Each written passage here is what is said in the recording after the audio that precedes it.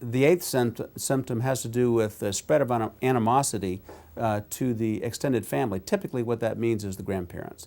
So where this symptom is expressed in a child no longer wanting to see a set of grandparents that they once had a very close relationship with, and because they are the parents of the targeted parent specifically.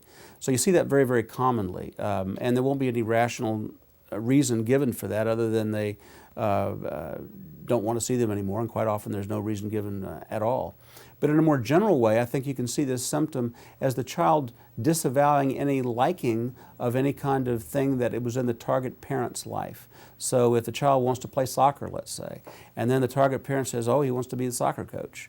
And then that seems like it's a good idea to the child and to that parent, but then check in a week or two later when the word's gotten back to the alienating parent that the other parent's going to be the soccer coach. Now the child doesn't want to have anything to do with soccer, never liked soccer, hates it, and it's a stupid game. Or if the one parent has a certain profession that the child had been interested in, suddenly they no longer have an interest in it. So the baby gets thrown out with the bathwater.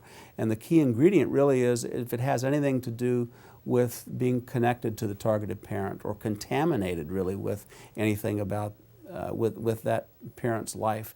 And in extreme cases, these children will disavow any liking of that whatsoever. So I think when you put all these symptoms together and think about them in a very general way, we go back to the Petri dish. These are the bacteria that are grown from that environment of that parental behavior that's taken some time. And sometimes it doesn't take that long for these things to grow. That part's surprising, and it can be triggered by external events. But nonetheless, when that environment's there, and the Petri dish it creates that Petri dish environment, then these 8 symptoms can rather quickly develop.